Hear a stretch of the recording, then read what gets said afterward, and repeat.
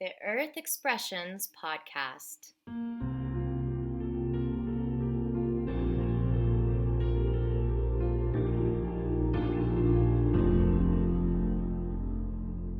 Welcome to the Earth Expressions Podcast. My name is Kathleen Deck, and I will be your host today. On this episode, I'm interviewing William Fox, the director of the Nevada Museum of Art, and we will have a discussion about the role that archiving plays in preserving and protecting environmental art. Furthermore, I will be asking Bill for advice that he can share with our listeners in promoting a sustainable future. So you go by Bill, but your full name is William L. Fox, and you are a writer and director and activist archivist. A lot of your work seems to be dealing with human cognition and how that transforms land into a landscape, which is really, really interesting. And you've published poems and articles and reviews and essays in more than 70 magazines and written 11 nonfiction books exploring art, cognition, and landscape. And I saw that you spent 2.5 months in Antarctica with the National Science Foundation at the Antarctic Visiting Artists and Writers Program. You also have been a Lannan Foundation Writer in Residence and have received a Guggenheim Foundation Fellowship. So you are a very accomplished person, and you currently direct the Center of Art and Environment at the Nevada Museum of Art in Reno. I was wondering if you could talk a little bit about your background, kind of like where you grew up and what you studied in college, kind of hoping to give maybe some younger listeners, an idea of how people get to where they are and working with what they're working with, and kind of the inspiration that you found along your journey to get to where you are. I was a young poet at Claremont Men's College, now Claremont McKenna College. Published my first book of poems before I graduated, and I was on that track to just simply be a working poet, and I got diverted into writing about art because friends asked me to do that. That's how I basically came to the art world, was as a writer. And many poets often end up writing about art because poetry is based on precise description and brevity. And if you just pay attention to art and artists, you'll have something to say. And the more you learn about art in general, the more art history you kind of absorb, or you read directly or study or whatever it is, you have this toolkit that you bring with you, this writing toolkit. So it's very useful. So it's a relatively common left-hand turn that poets take. They end up writing about art. And in my case, I not only ended up writing about art, but I got hired by the Art Museum to figure out if they should have a research function, and if so, should it be about art and environment, and if so, how would it work? So I studied English literature in college, and then I moved to New Zealand and learned how to handset lead type and be a traditional printer, and also at the same time took up climbing. And that's been a dual track in my life for more than 45 years, is a life in the outdoors and then a life sort of inside my head, if you will, about art. And that's how the work about art and cognition and landscape comes together, is my basically thinking about how do we see landscape? How do we, when I'm outdoors, why am I feeling what I'm feeling? Why am I relating it to this way? And then when I find artists who deal with the same thing, then I've really got something to write about. When you were younger, did you spend a lot of time outdoors? Did your childhood influence your future? Sure. I grew up in the hills outside of San Diego, and then moved to Reno when I was 10. And both of those places offered me an opportunity to be outside a lot, whether it was in the ocean or then in the mountains and the desert.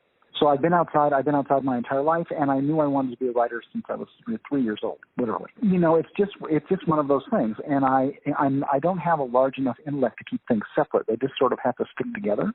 So just do it all together. Yeah. So I was wondering if you could talk a little bit about the role that archiving plays in preserving culture. Well, the key starting points is, one, recognize the fact that art does not stick around. And that statistic I quoted to you earlier about how more than 90% of all art created disappears within 100 years of its making, that's just part of how nature functions as well as culture. Entropy just takes apart the world over time, constantly. And so preserving things in museums, that's just as I said, a momentary stay against entropy. It's a way of slowing down the process of decay and loss.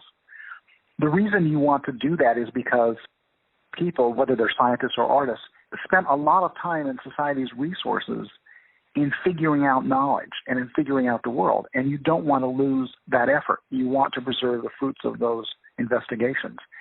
So you collect a painting, a landscape painting from the 1800s by J.M.W. Turner, and it's a piece of art that shows the world in a way that no one had ever seen it before.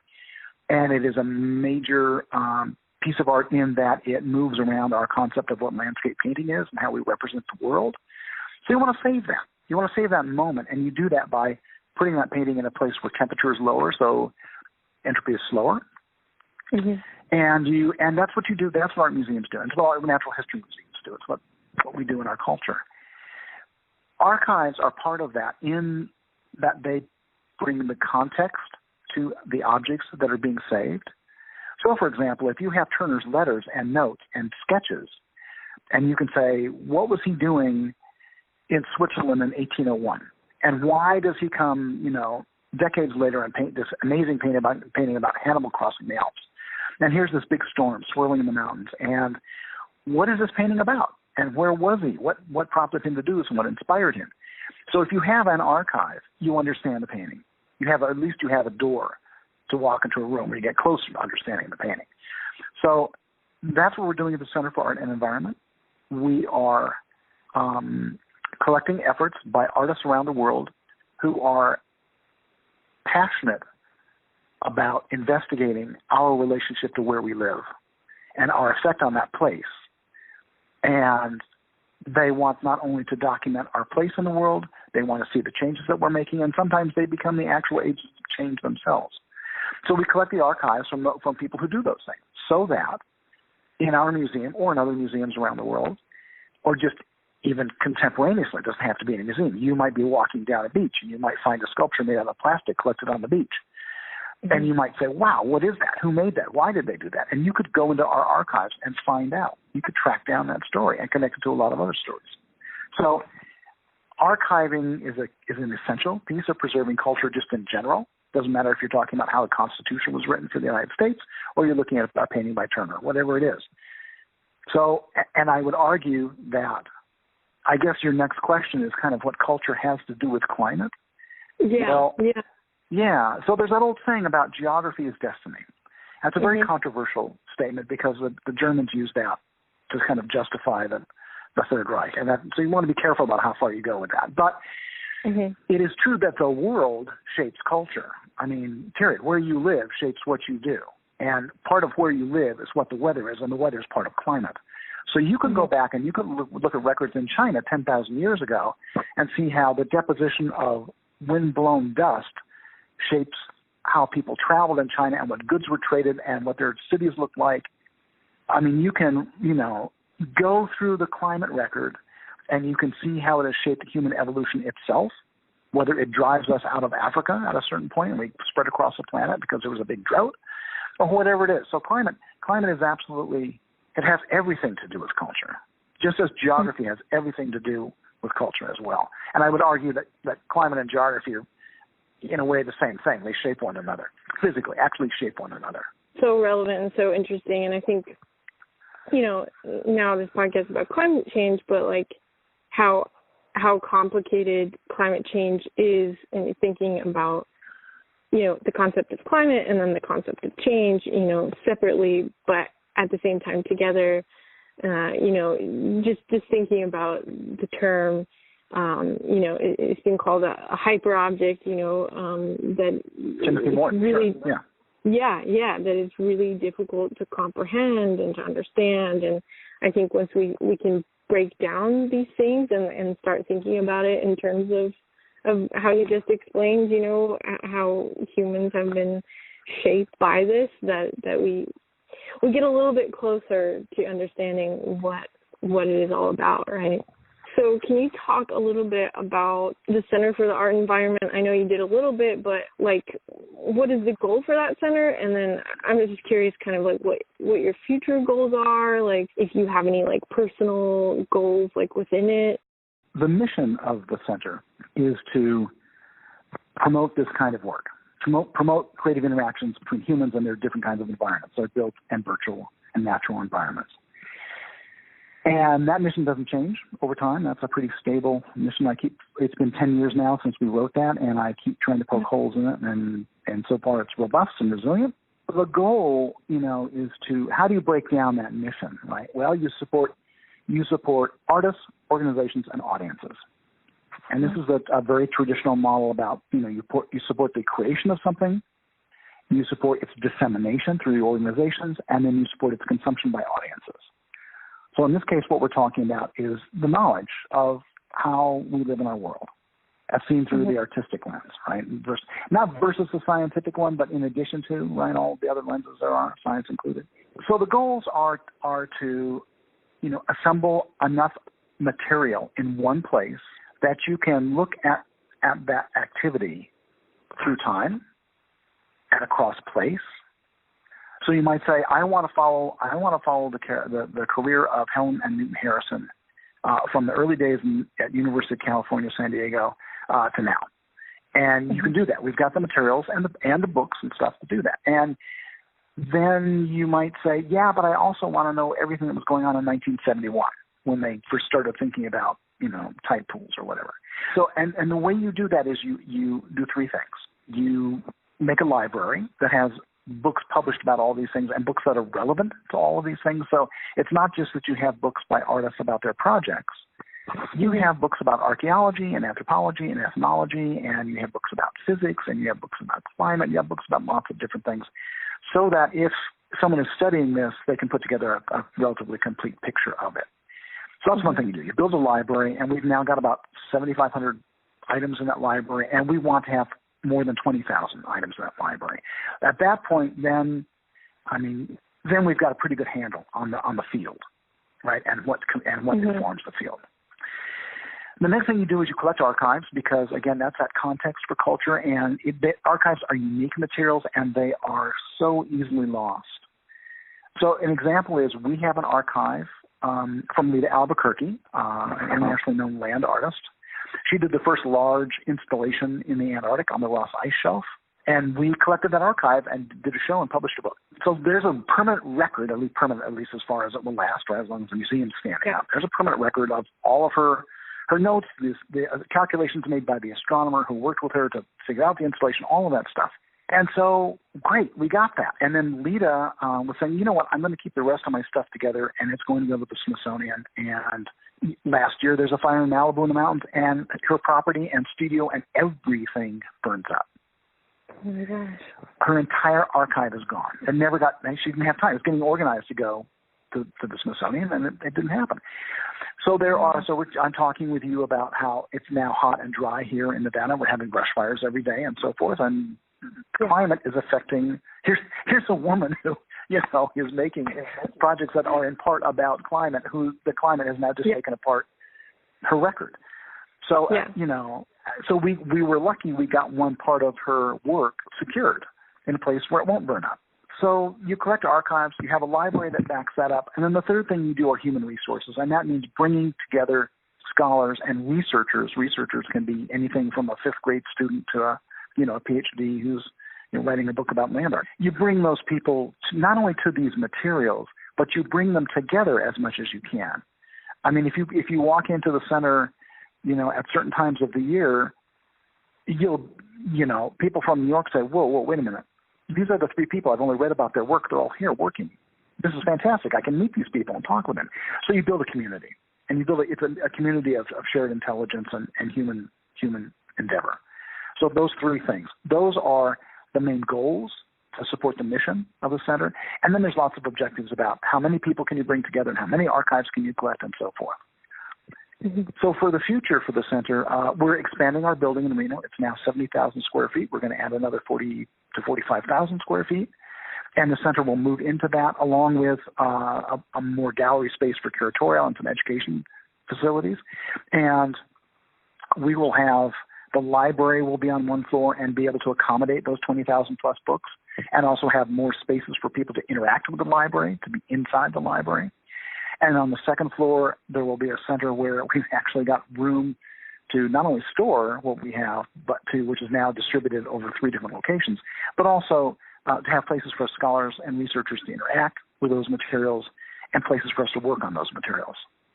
So the future is getting into that space and then having enough funding to bring and help bring the researchers together with the materials. So that's what I'm focused on for the near future. So I was wondering if you can briefly discuss the difference between environmental art and earth art and what their connection is. And then, within that, maybe talk a little bit about the evolution of environmental art. Sure. And how what you do plays into that. Yeah, you're right. It's a really complicated and long, interesting history. But the short line is that in the 1960s, it became apparent, principally through photography, that the human footprint had now covered virtually the entire planet.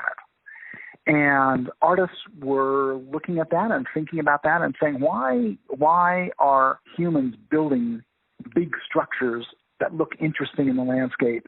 And we could look at those and say that's an art object. We could look at the interstate freeway system, which was completed basically in the 1960s, and we could say, wow, some of those interchanges are beautiful abstract gestures on the land. And so they end up through a variety of different paths, a lot of different people around the world, but of course we all know about the major folk in the American Southwest. So you've got Michael Heiser, Robert Smith, and Nancy Holt, and a bunch of other people. And then in the East Coast, you've got other people doing similar things too. You've got people making gestures on the land that are large. And at first they thought, well, they'll be ephemeral, they'll go away. Then they tried to make more permanent structures. In the process of doing that, they developed a vocabulary that got adopted by the next generation of artists working with land, who said, we don't just want to make aesthetic gestures on the land, we want to make gestures that have function on the land.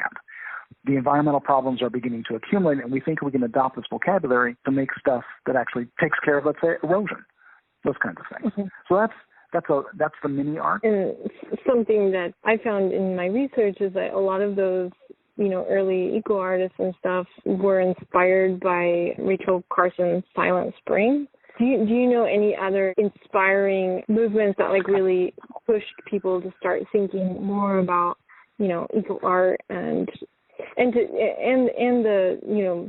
to diverge from what the earth artists were doing? You need to look at, I think, not just Rachel Carson's books, but also you need to look at the Whole Earth catalog and why that was published and why did it have the picture of the blue marble on the cover? How important was that? Mm-hmm. You need to look at the Sierra Club's This is the American Earth, an exhibition and book curated by Ansel Adams and Nancy Newall. And you need to see how that book is structured with beautiful mountains front and back, and in the center, smog over LA. And you need to look at the rhetoric and dialogue of that book. There are so many influences that are going on all at the same time in the 1960s. And they go back to books that were being written in the 50s and 40s. I mean, so there's a trail of mounting pressure. It's not just that Rachel Carson wrote a book and wham, away we went. There's this mountain of stuff that's underneath that and other things around her work. So she happened to be a scientist who could write really well and understood ecodynamics. And, that was really important, but that was just one part of the picture. So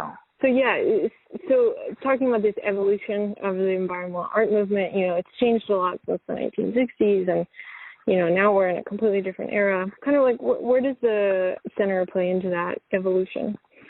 Well, I guess we have 2 or 3 roles, one of which is to document the change, because the change is being made by the artists. I mean, that's really, and the artists are reacting to the information they have, and they're reacting to what they see in their backyard, and they're reacting to how their communities are reacting, what they live in. So the change is being led by the artists, and we document that. There are times when we commission artists to put something forth that might be one of the drivers of perception in the world, and so of change. And an example is commissioning the Harrisons, of course, to do the work in the Sierra Nevada that they did, which became a key piece in forming a part of their career called the Force Majeure. Force Majeure, they had that idea before they did the Nevada adaptation project, but that kind of put them in a new and different arena where they just had more ability to move around the planet. Yeah, so sometimes that's an activist archivist business, right? Where we actually go like, yeah, we'll support that project, we'll collect the archive, and away we go. But for example, we are working on collecting the archive of the work that Judy Chicago did before and after the dinner party. And those projects were called the Atmospheres, or just Atmospheres. And they involve releasing colored smoke and dry ice vapors into the atmosphere and making this kind of ethereal environment out of what's in the air around us. And so that's us documenting something that happened prior to the dinner party. So that's in the late 60s, early 70s, and then it's what she goes back to in 2010. So it kind of brackets her career. The rest of the archives, like the dinner parties at Harvard and so forth. So we're dealing with documenting something from the past that's still relevant to the future, in that we are commissioning her to do a new piece in 2021. In spring of 2021, we'll have our next Art and Environment Conference that we have about every 3 years, and Judy will come and do a performance/work for that. So, and that's something that we're commissioning so we can, again, not only advance the dialogue and give it a bit of a stage, but also collect the archive from that particular performance. So, Bill, how do you personally use creativity in working towards solution for or of climate change in your own life or practice or work, whatever you want to call it? Well, the simple one is I'm a writer. And so I write about all this stuff all the time. And that's my job. My job is to think about the role of artists and how we understand the world and how that manifests itself in their work, and document it, celebrate it, analyze it, put it forth, argue with other people about it. So right now I'm finishing a series of essays about how photographers have worked over and are working over the desert Southwest in America. They're photographing the ground, and they're photographing everything from the tracks left behind by Burning Man to military installations to the use of water, all sorts of things. I'm not writing about climate directly, but in writing about the work of those people, climate shapes what they do. And so climate's throughout the book, because they're dealing with it too. Some of them more directly than others, but climate's just there. So the next book is about art in the Swiss Alps. And the Swiss Alps, a part of that story is all about glacier shrinking and how artists react to that, how artists propose glaciers to be sublime objects in the first place, talk about hyper objects, right? And how the development of the sublime comes about, and then what happens as those glaciers that they painted and that they wrote about, all that's going away. How does that change? How does that literally physically change the scenery, and how artists interact with that? And what that have to do with our changing notion of the sublime? So that's my job. That's my job. Yeah. Every now and then, it is true, I do pick up a shovel and go interact with an art object in the land. So an example of the Harrison's piece at Sage Hen Creek up in the Sierra, they planted some plots, experimental plots about plants that might resist the warming in the mountains. Those plots need to have corners put on them so that why it looks a little different in this part of the forest. And so this summer, actually it'll be October, a crew and I will be up in the Sierra, installing corners to memorialize those plots. So yeah, every now and then there's something physical involved. Mostly my job as a writer. So I was wondering if you can offer a piece of advice for the listeners, whether that pertains to art making, science, environment, culture, climate change. This is the most difficult question I am asked. And the only thing I can say is listen. Just listen. And you listen to what is around you, and what you hear is what will tell you what to do. And I don't have to, we don't have to be prescriptive about it. You just go into the world and listen, and that will tell you what to do. And some people will listen and run away because it's really scary and you feel like you can't do anything about it, or they'll simply despair. Some people will listen and write a book. Some people will listen and it'll change their vote in an election. Some people will listen and want to start a revolution. Some people will listen and decide not to have a child or to have a child. So there's no advice really. It's just live your life and it will tell you what to do. To go beyond that is so problematic for me. I just have such a difficult time with that question. So how's that for a non-answer? No, I think that's a great answer, actually, because I feel like oftentimes we feel like we need to do something about it, and like we need to like take action, and oftentimes maybe you're right. Like maybe it's about listening, and by listening and being open, that we're going to learn from each other, and be more perceptive to change and like solutions even too. Everything you do is an action by definition. Every action has consequences. Simply by listening, it may change what your actions are. That's all. Yeah. No, I think that's and I think that's great. the only. I mean, if you want a solution, the only solution is everybody has to do something all the time. Yeah. Everybody has to do something, and the only way that happens is if people are paying attention. And so there's no program. There's no like go do this one thing. To me, I don't understand that exactly as a proposed solution. I really do think it takes everybody acting, and the only way you do that is by listening. Many thanks to the Earth Expressions team, and thank you to Andrew Deck, who produced this episode.